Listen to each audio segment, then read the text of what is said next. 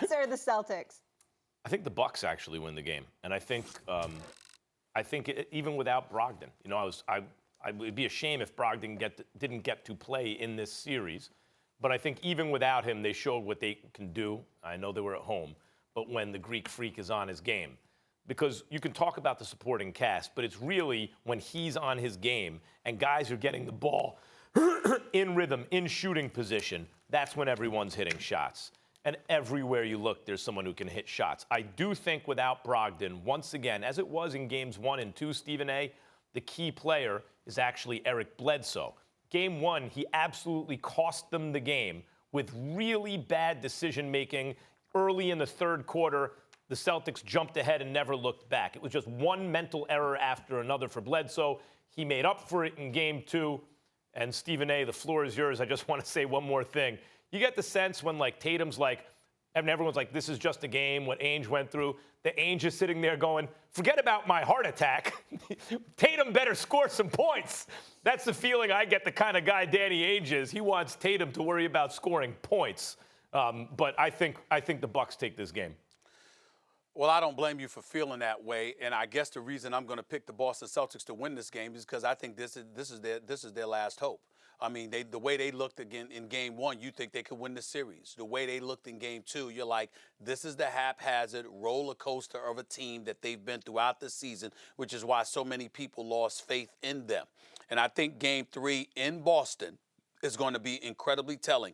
With that crowd as rabid as they are, with the level of urgency that comes attached to this game, because we recognize how formidable, Milwaukee is. And even though the Greek Freak is shooting 55% from three-point range, he's shooting 37% from the field. And so when you look at it from that perspective and realize how much they've been able to neutralize him in the interior, if you don't take advantage of this moment and really put your foot on the pedal against these boys, you know what? They might not win another game this series. So I think it's incredibly important that Boston win tonight. I think Kyrie Irving is going to put on a show, and I cannot believe for the life of me that Jason Tatum is going to continue to be as god-awful as he has been. This is a talent that we have talked about on many occasions, has star written all over him. Now, I think it's more mental than anything else because I don't think he's into the game this season the way that he was last season. I think he's been severely compromised. I think psychologically he hasn't been the same, and I think it's really reared its ugly head in this series. He's averaging 4.5 points in 27 minutes a game. He is shooting just 23% from the field and 0% from three-point range. Mm-hmm. Zero. Yeah. It's unconscionable. Real quick.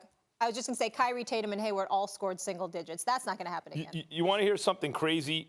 To start this, like the NBA seasons are so often this way. You know, you start thinking there's a consensus and everyone's probably right, and then it's roller coaster twists and turns, and you convince yourself of 15 different things, and then you get back to this. Stephen A., to start the season, I think the consensus was at least Boston, Golden State in the finals, right? Here's what's interesting, and I brought this up about Milwaukee in Game 2. Like, if Milwaukee went down 0-2 to the Celtics and then had to go to Boston, series is over, I thought. And the Bucks, who I think could win a championship this year, out of it. So, to me, Game 2 was the most pivotal game of the playoffs to date, and maybe it would prove to be the most pivotal or among the most pivotal throughout these entire playoffs for any team. But now look at this. Who has Philly's number in the East more than any other team? It's been Boston. So all of a sudden, it's completely flipped. Not only does Boston have to fend off Milwaukee, right? But if they can, they've had Philly's number. It's like you feel like they're going to punch their ticket to the finals. And we're going to get the Warriors-Celtics after all. Well, listen, I don't know.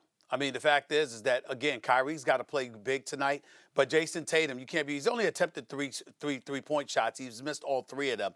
But to be shooting 23% from the field, to average 4.5 points, you just need more. In order for Boston to win this series, two things, and we could point to Al Horford, and that's a given, but he's a steady veteran, and you know what he brings. But two things have to happen.